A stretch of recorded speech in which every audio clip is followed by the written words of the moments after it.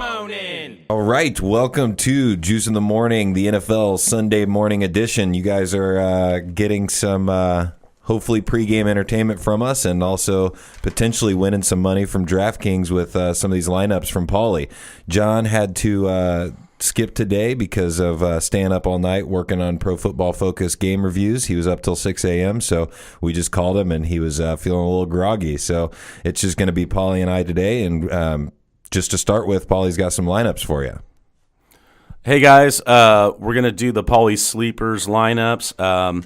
Some situations we're really keying in on this week is the fact that Matt Forte is out, and Bilal Powell just he does amazing when he gets a lion's share, and I think he will. They also have Elijah McGuire, who will probably get 7-10 carries, but I mean that Tampa Bay game could be blow up potential.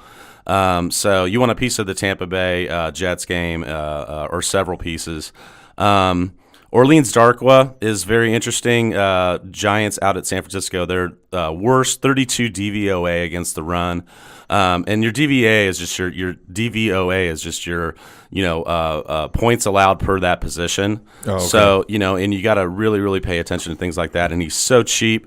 So we like Jared Goff this week, and I think he's at home and he had a blow up week, and I don't. Man, he's one of those guys that last week. Yeah, he's one of those guys though that people don't believe in yet. Like when they didn't believe in Alex Smith, and they were just like, no. We've seen too much 8-point, 10-point Alex Smith to believe this. But I mean, so I think he's on the rise there. And then in my video this week on my YouTube video, I just talked about connections that are forming, and it's really interesting to look how Josh McCown and Jared Goff are really getting it done, and they're in smash spots this week. So I gave out 6 lineups last night, and there's a couple that I'm kind of not feeling as good about. So speaking real quick, sorry about Josh McCown. He's starting for the Jets, right? And the Jets were. Everybody was all saying the Jets were going to suck all year this year, and then all of a sudden you're getting some fantasy value out of the guys. So what the hell happened?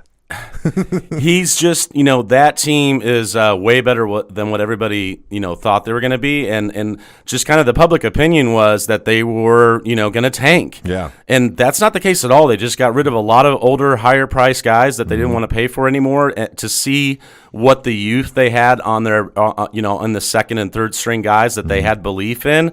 And it's great. Yeah. I mean, it's working out great, and some guys, sometimes these guys just need to get in the right system. And that's like Alex Smith, Oh, yeah. I talked about it last week, I mean, everybody just assumed he was a game manager and not a fantasy kind of guy you want to play like like Flacco or something like that.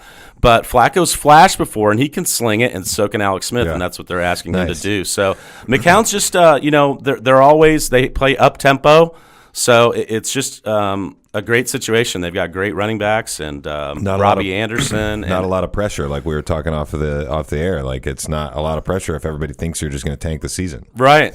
Yeah, exactly. Pressure's off. How we were talking about backup quarterbacks before the podcast, which we'll talk about here soon. Yep. But go ahead. Sorry. No, that's fine. McCown and Robbie Anderson and Austin Safari and Jenkins are getting it done, and that's kind of a revenge narrative too. There's Ryan Fitzpatrick, who used to start for the Jets, playing at home for Tampa Bay this week because Winston is out and Mike Evans is suspended. So who's he going to throw it to? I mean, Chris Godwin is a practice squad guy that he has that rapport with. And you always talk about your theories. The one that I always think about is when that backup comes in, a lot of times they try to move someone in that he's used to playing with, and it's someone no one's ever heard of. And those are the fantasy darlings sometimes. That's I like that. So Chris Godwin, and having said that, I did not have the sack to put him in any of my lineups. So I don't even know why we're talking about him right now. But I like McCown to Robbie Anderson. So that's the first stack we're doing. Luke McCown to Robbie Anderson at running back, Leonard Fournette and Alvin Kamara, Mohamed Sanu, Juju Smith-Schuster, Tyler Kroft, Jordan Howard, and the Bears. Nice. And Schuster, man, just the Steelers just create wide receivers. I think we already talked about that last week. Well, they create opportunities, but I mean, he was God gave him the ability to do that well. I mean, he's David Letter of intent for the Oregon Ducks. and didn't grab the helmet on draft day. Grabbed USC, Wow. and was just a monster for USC. He's fast. He's big. Last week or 2 weeks ago or last week had the franchise record 97-yard. It's crazy. Touchdown run. That's awesome. Yeah. And he also had his bike stolen. He did, and his Twitter account is awesome. Did we talk about that last week? No. Oh, you didn't. I didn't talk about his Madden rating and all that. No. So somebody said that like on that 97-yarder, he kind of turned around and there were 3 guys behind him, and he had blown them all out of the water. But some people were kind of criticizing. How do you criticize someone on a 90? But just kind of jabbing at him, like, hey, why'd you turn around? Yeah. And he said my Madden rating is 82, and I was a little worried that they were going to catch up to me because Madden says I'm slow. Yeah, that's hilarious. Yeah, he'll be a 91 on the next update. At or least higher. 91. So, yeah, that's the first stat. You want me to move on to a couple more stats here? Yeah, go ahead. So Eli Manning at San Francisco this week, he's been put on notice. The coach said, no, we're not opposed to starting someone else. Wow. And they've got, I don't know the rookie's name. That's where I was hoping on John because he'll jump in on that. But anyway, there's another guy there that they probably want to see how he does. And so, the Niners are horrible. And one of the stats that people talk about is they're so horrible, but they're good against the tight ends. But the guy that guards their tight ends, their linebacker, is out this week. Okay. Ingram is in a good spot. Yeah. And then we pair him with Shepard. Sterling Shepard is his number one that came back from injury last week. And it kind of goes to my theory of the contract year. I mean, if Eli's put on notice, he's going to probably try to play hard so he doesn't lose that starting job. And he doesn't have OBJ, so he's got to make some things happen. Yeah. He's done it in the past, just enough to get by and get 2 Super Bowls. And I just can't wait to see more pictures of him on the sideline if he does get pulled. Right. But Sterling Shepard's going against the Pro Football Focus's worst ranked cornerback in the league. Okay. Out of 114 ranked cornerbacks, he's 114. Jesus. When they also have other cornerbacks that play that are 90s and above. I mean, they literally have 3 of the worst 15 cornerbacks in the league. He's in a smash spot there. Yeah, looking for Eli right there. So we're going to do this stack, Eli and Ingram and Orleans Darkwa, Bilal Powell, Antonio Brown, AJ Green, and then we're going to do Garrett Selleck, the tight end on the other side for the Niners, starting for George Kittle. Because he's cheap. Big Paulies sleeper this week is Garrett Selleck. He's 2,500. You got to scroll all the way to the bottom to find him. So I don't know that a lot of people will look about it, but people are talking about him. Yeah. I mean, I do my first video on Tuesday, and I think I explained that before. It's a first take, and I want to get it out before all this stuff comes out because I don't want people thinking I'm just, listening to what everybody else says and saying it. Yeah. And, I've had some really good weeks, and usually throughout the week as I listen to other stuff, they're talking about these guys. Yeah. So I talked about Selleck on Tuesday, and everybody, I was listening this morning. They're like, Garrett Selleck, and I'm like, shit.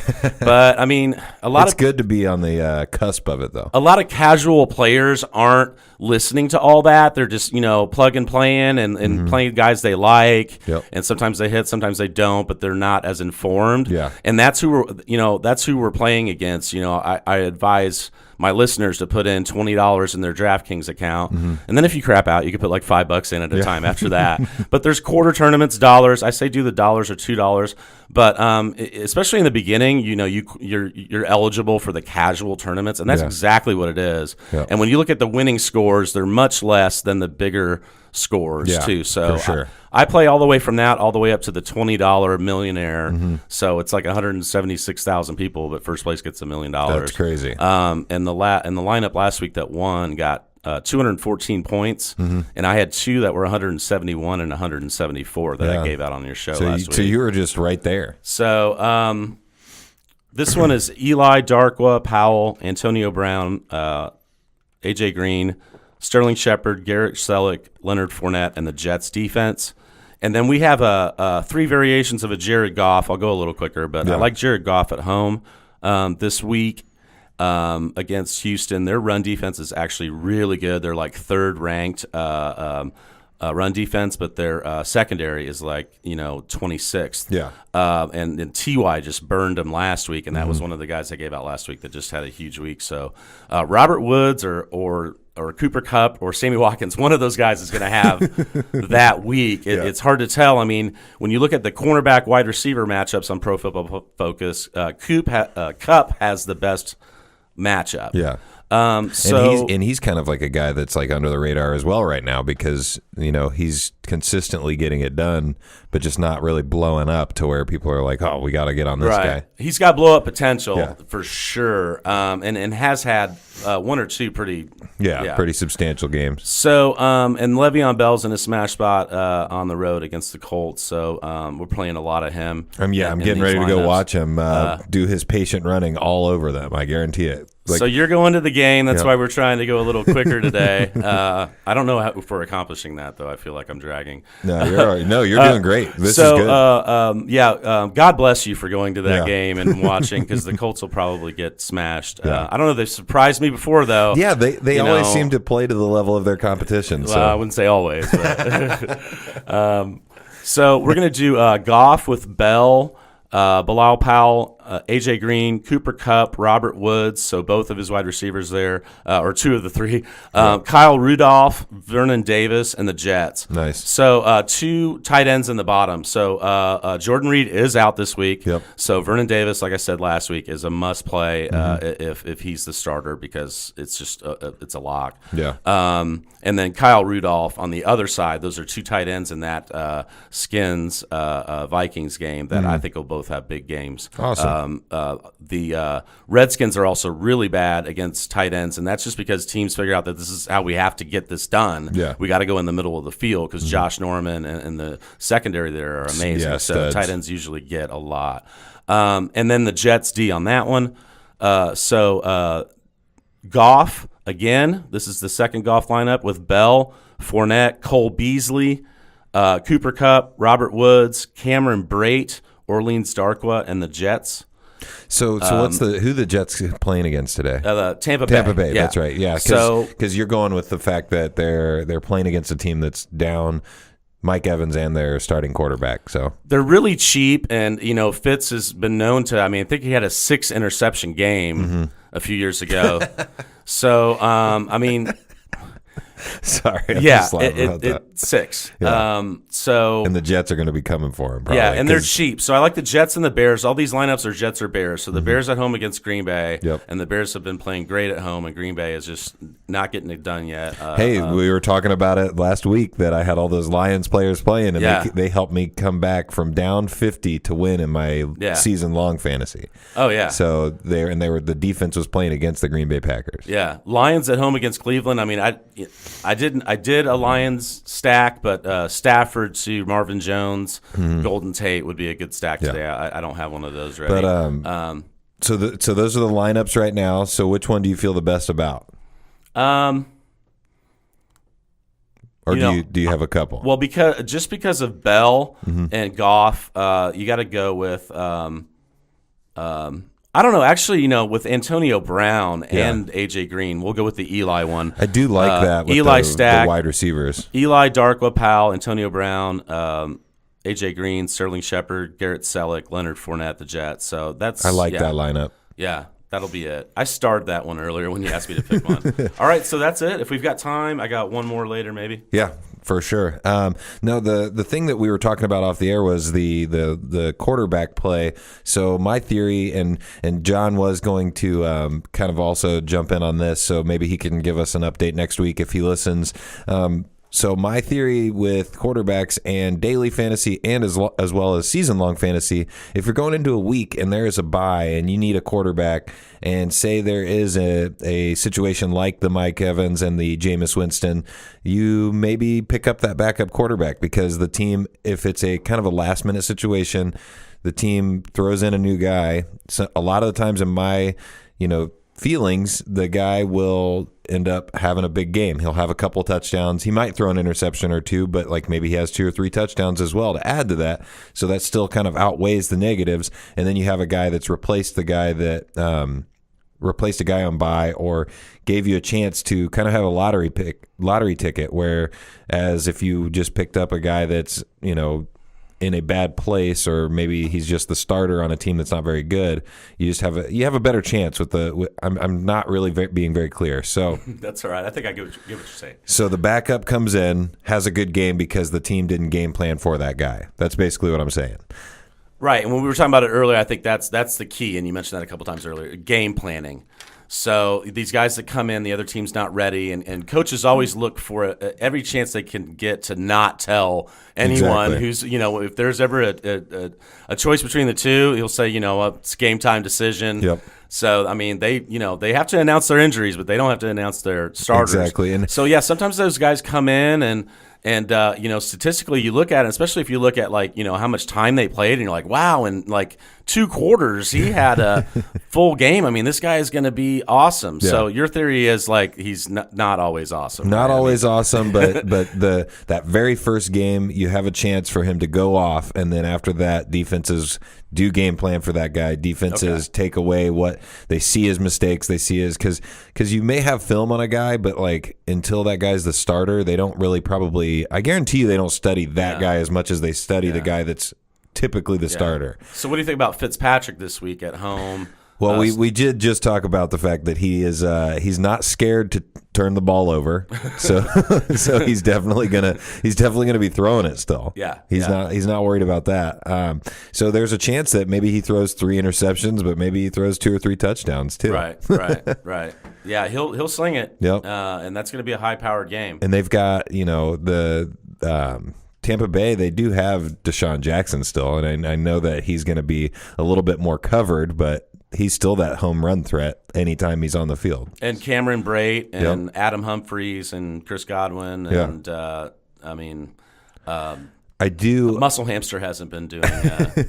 I do understand though that just because Mike Evans is out, that doesn't increase Deshaun Jackson's value. Just because of the fact that Deshaun Jackson's value is that home run threat, right? And taking away a guy that is a guy that takes a lot of the heat from the secondary. He'll be seeing shadow coverage from Maurice Claiborne, who the Cowboys actually drafted and didn't really work out too well, but has been doing much better in the Jet system, and he's a good corner. So I think, Fitz, you got to look at Cameron Brate. Mm-hmm. When those guys come in, they're going to rely on the tight ends, and that's a pretty strong narrative to follow. Well, I can't wait to see, because we can actually literally watch my theory play out today. So that's pretty awesome. So if you guys are paying attention and you're watching all the games, make sure you check out the Tampa Bay Jets game so that we can see if the theory of the backup quarterback coming in and having a good game, or at least statistically having a fantasy football good game.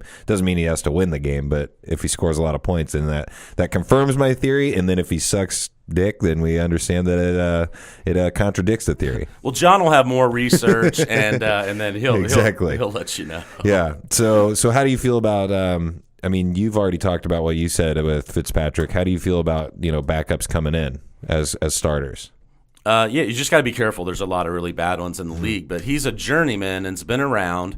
And, he's proven that he can have a stinker. Yep. But also, if you need a flyer or a cheap salary on DraftKings, then why not? Those are the kind of call me crazy plays that work. May win you some money, and it happens all the time. And then and then next week he'll probably not do so well. I don't know who they play next week, but we're just assuming. Yeah. Well, next week maybe Winston will be back. Maybe Winston. Yeah, absolutely. And then so that takes us to what we originally talked about with this podcast for the month of November, was kind of giving a preview of the playoffs. So your fantasy football playoffs, if you're in season long situations, and you have done some research and figured out that there's some pretty good matchups for some teams in the fantasy football playoffs. So tell us a little bit about what you think with those. I started looking at this a couple weeks ago, and it's things that you don't really want to think about when you're drafting your team, because a lot of times your team is a lot different at the end. I do pay attention to it more and more now. Yeah. But, also you don't know what defenses are going to be. That changes all the time. So a lot of times if you think there's a plus matchup, somebody has a juicy, those defenses end up being good, and it's not as good. But as the season goes along, I want to see, especially if my team's doing what they're supposed to be doing and I'm looking good for the playoffs, I want to see what those matchups are weeks 14, 15, 16.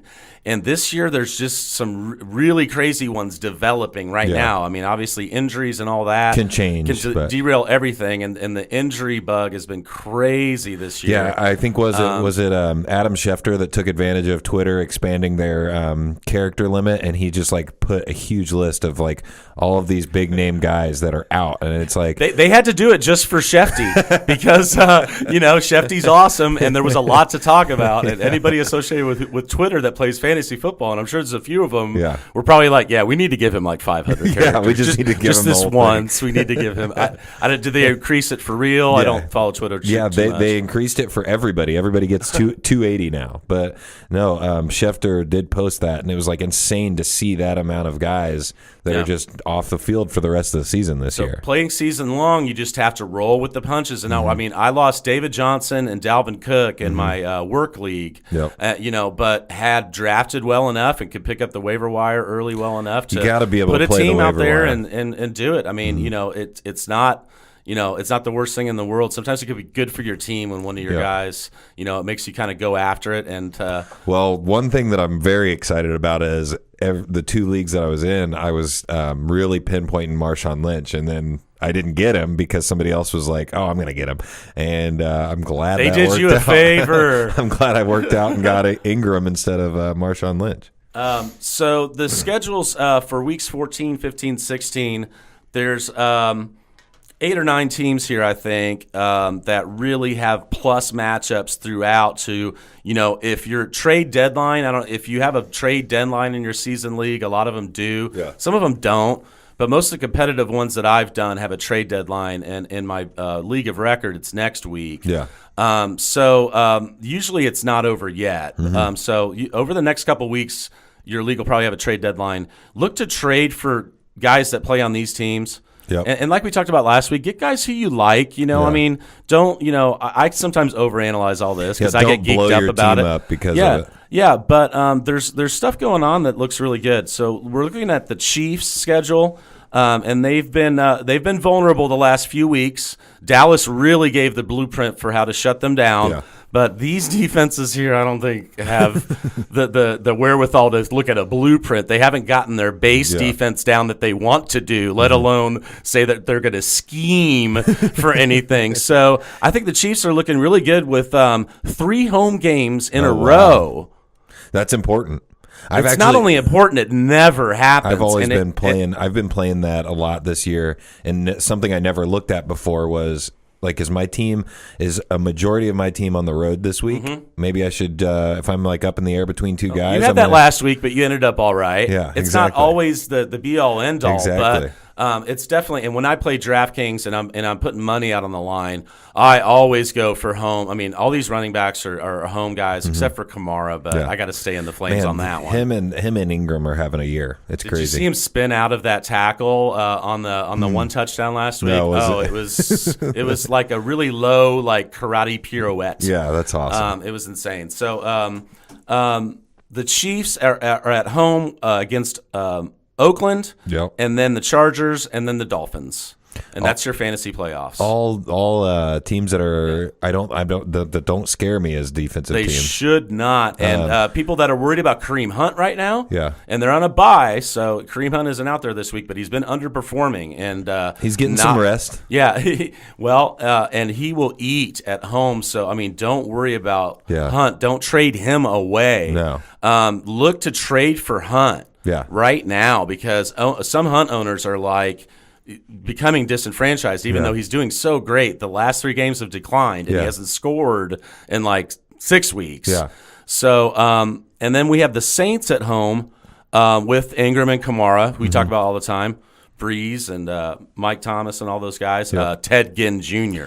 He's just blown up this year. Yeah. Crazy. I mean, trade for him. My wife has him on her team, and I don't even. She literally, I think, picked him up just because his name, she was saying Ted Gin, and she was like gin and juice. Gin and juice. There you go. That's awesome. That's like the gal that wins the NCAA bracket. She picked That's like, well, I like the Green Ducks. So the Saints play in the fantasy playoffs at Atlanta, at home against the Jets, and then at home against Atlanta. Oh, wow. That's weird that they play Atlanta two out of the 3 weeks in a row. Right. It's weird and fantasy tasty. Yeah. Usually that second game lightens up a little bit because they both schemed twice. Yep. But, New Orleans defense has gotten better this year. But, that's just – I don't know. I just love that playoff look right there. I know this is another weird, probably stats backing it up theory, but the Saints tend to play better at home than they do on the road.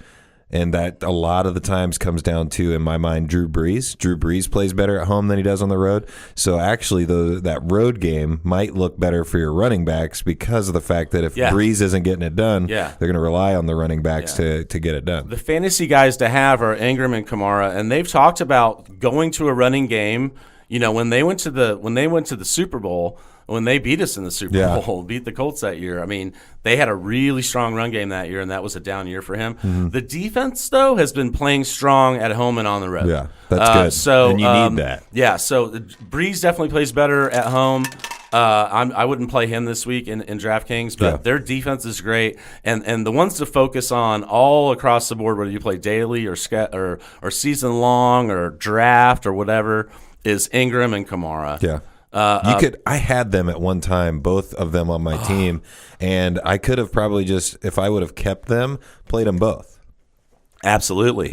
Absolutely. I just wish I wouldn't have dropped Kamara because I was like, I'll just stick with my starter, and then whatever. And I also had Aaron Jones from the Green Bay Packers, but he didn't do well this week. So. My buddy Blaine, shout out to Blaine Hansen. Yep. He's one of my original subscribers on YouTube.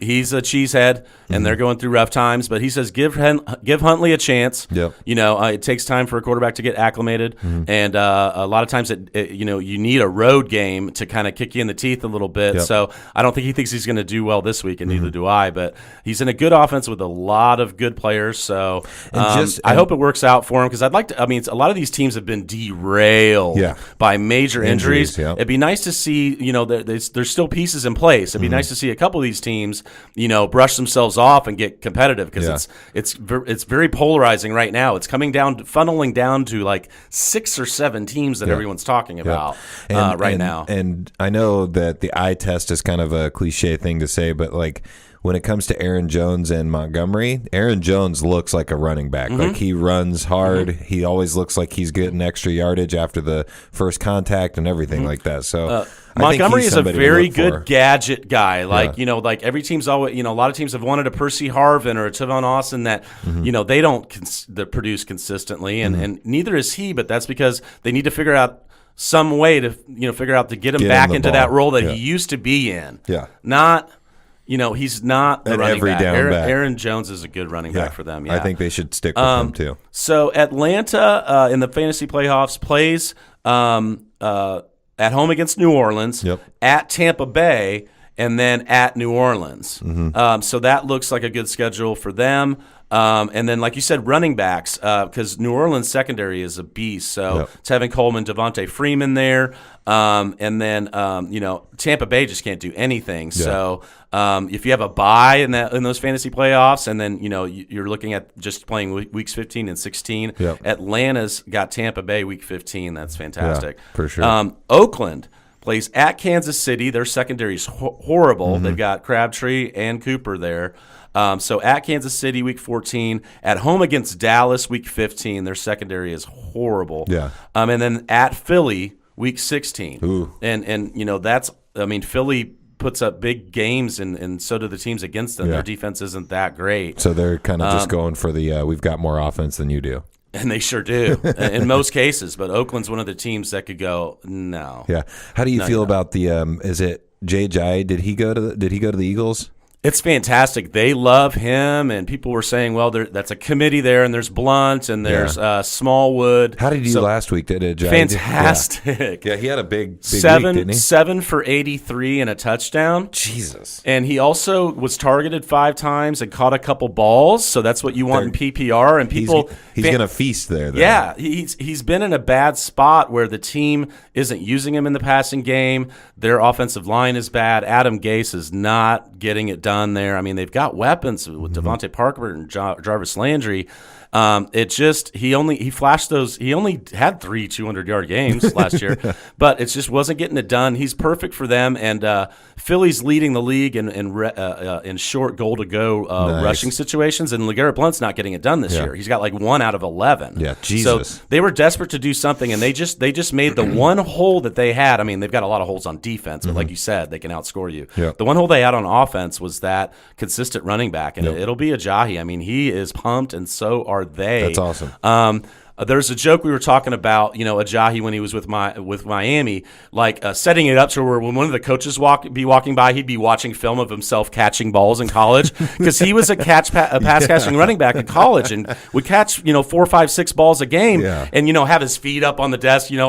Oh, what am I doing? Oh, I'm just watching video of myself, catching pat. Like, did you guys know? Because it just sucks when teams don't figure that out, and Philly's smart enough to figure that out. They went out and got the best guy right now to fit their offense. So it felt like they hated him in Miami. Like they were just like, oh, we'll just use you to get the end zone, and then we'll do something else. Or like he would march down the field, and then they would either take him out, or it just was weird in Miami. Like it was an interesting situation for Ajayi to be in Miami. He might get a few less touches, but they're going to be quality. Well, a lot more, quality over quantity. Yeah.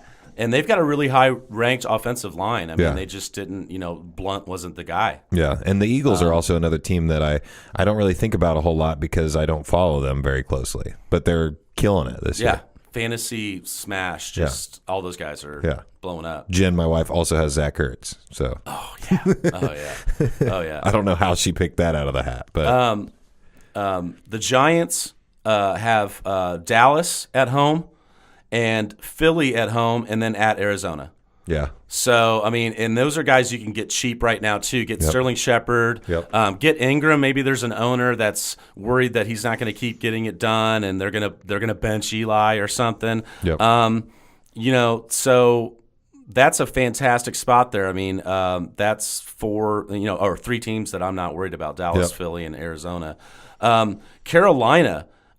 So this would be a good one, especially if you had that bye, or if you had someone else to play the first week. This is not a smash for all 3 weeks. Yeah. They play Minnesota at home, 14, but then they play Green Bay at home and Tampa Bay at home. Yeah. So they have 3 home games in the fantasy playoffs too. Yeah. So you guys listening, if you know, or if you're not sure what we're talking about, we're not talking this week. We're talking about fantasy playoffs. So just to remind you, right. You're right. Some people might get lost while they're hopefully your season-long league has playoffs in the Super Bowl in week 16. Yep. So it's 14, 15, 16, Yep, and a lot of leagues have a bye. Yep. So if you could secure that bye, you're not worried about that 14 matchup. Yeah, for sure. But three home games in a row is just amazing. So I mean, the first one's tough. Yeah, they're going to continue to be at home and be rested, and it continually gets better. I mean, Tampa Bay is the worst. Yeah, ours doesn't have a bye because we only do 4 teams, 2 from each conference. So it's just one game, then you're done. So, but still, it matters. It matters all the way to the end like that. Tampa Bay plays Detroit at home, Atlanta at home, and then at Carolina. Okay. Buffalo, I think it has the most intriguing one of all. So that's an interesting fun. Buffalo is sorry. What? No, that's just an interesting thing because my wife has had Drew Brees and Tyrod Taylor all year, and she's never been able to decide which one to start. And Tyrod Taylor might be a one to start. Well, maybe Breeze will have a couple blow-up games. I mean, if there's no trade deadline or whatever, I mean, she should advise her to trade Breeze for value. That's what I'm saying. Because Tyrod, I mean, he won't always win, and they've been winning. I think they're like 6-2 or 5-3. They've been winning more, but I mean, he's fantasy just goodness with his rushing. Absolutely. So he plays the Colts at home. Then he plays Miami at home. Yeah. Then he plays at New England. Ooh. The New England one's the scary one. Not really. Fantasy quarterbacks have been lighting them up. I always think that because of just Bill Belichick. Like I always think like they have tightened up a little bit the last couple weeks, but Tim Hightower, their middle linebacker has been in and out, and when he's out, they're really bad. And I think he's trying to nurse back from something pretty bad. Okay. I mean, because he can't stay on the field. And then McCourty's in and out too. Mm-hmm. So he's their cornerback. Mm-hmm. So when those guys are in and out, they're worse, but they're not good. Yeah. So at New England shouldn't scare you at all. Yeah. That one would be like it will scare people. Yeah. I hope it scares the fantasy community too, because I will load up. I mean, the DraftKings, because I will load up on Tyrod because he's won me a bunch of money this year. For sure. I'm scared with him against the Saints this week because the Saints have just been, like I said, getting it done. Yeah. So that's it. Those are the teams I really like. I like for it. Fantasy. So if you guys stuck around long enough to hear the end of this, Paulie's going to give his last lineup, and then we're going to get out of here. All right. So the last one is, so I gave Eli, Luke McCown. So Luke McCown, Robbie Anderson. There's the stack there. Leonard Fournette, Alvin Kamara, Mohamed Sanu, Juju Smith-Schuster, Tyler Kroft, Jordan Howard, and the Bears. I like that one. That one's that's definitely different than your others. So like, because you like a lot of them, you had some of the same players. That one seems like you kind of went in a different direction. Yeah, got to do that sometimes because if you load up or you have exposure to one player in too many situations and he doesn't get it done, it just craps the whole thing. And Luke, you said Luke McCown. One of the McCown brothers. Doesn't every team? I didn't even know. Isn't every team required to have a McCown in the quarterback? There was a Luke McCown. Who's he playing for? That's the Jets. Oh, okay. At Tampa Bay. Okay. I'm pretty sure it's Luke McCown, but I thought it was Josh. That's my bad. Maybe it is. You're right. That's okay. There are like 10 of them. Yeah, so I don't. No, I wasn't prepared to answer that question. You're completely fine. I just thought that was like, I was like, dude, is there another McCown out there? And I'm sure there is because you just mentioned that there's 10 of them. But no, I like that lineup. I like the Bears side of it. Yeah, if you've still got time to put in lineups, there's other guys I'm interested in. Rod Smith is the backup for Dallas today with Alfred Morris starting with Zeke suspended. And Rod Smith is the coach, running back coach there, loves him. There's been a lot of hype about this guy out of Ohio State, second year. He does everything. Ohio State does produce running backs as well. And he does it well. So, Alfred Morris is getting long in the tooth. McFadden is 30. Mm-hmm. He had 1,000 yards rushing last year and didn't get hurt, but, he's, very injury prone. I think they want to give it to somebody that they can give it to a lot. Yeah. So, Morris is going to get every opportunity. I just look for that to possibly flip-flop. Yep. And I think that Rod Smith is in a way better situation than Darren McFadden right now. And McFadden has been like fourth on the depth chart. You know, so, he's the odd man out right now. So him and Cole Beasley. Atlanta is like the worst against slot receivers, and he had 2 touchdowns last week. Nice. And he's still only like $4,000. Big Ben at home with an Antonio Brown stack is a must-have as well. Yeah. I can't. We don't have time to give out like 10 lineups. Exactly. So once again, Paulie, thanks for joining me. This has been another edition of the NFL Specials. It'll continue the rest of the month of November. If you want to check out Paulie, you can find him on YouTube at Paulies Sleepers. You can also find him on Facebook, and go ahead and promote your Facebook and all that stuff. Well, I don't have like a Facebook Paulies Sleepers page. You just use your but most of my friends that are in it, you can look for me and I'll friend you and put you on there. But it's Paulies Sleepers on YouTube. Just type Paulies Sleepers into the search bar. There'll be a big P and my ugly mug, and just click on that, subscribe, and then if you click on the bell, you'll get the notifications. So shout out to Josh's brother, Jeremy Miller, for getting through the grapevine that my Sunday morning ones were not making it in time.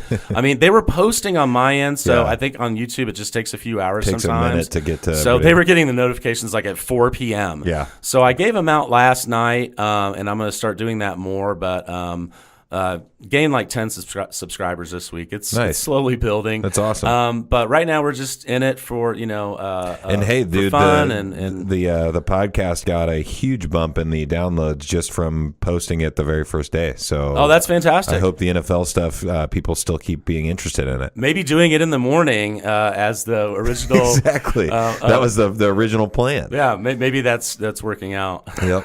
So once again, thanks for joining me, Paulie. I appreciate it. You're welcome. And we're going to go out to some NFL Films music.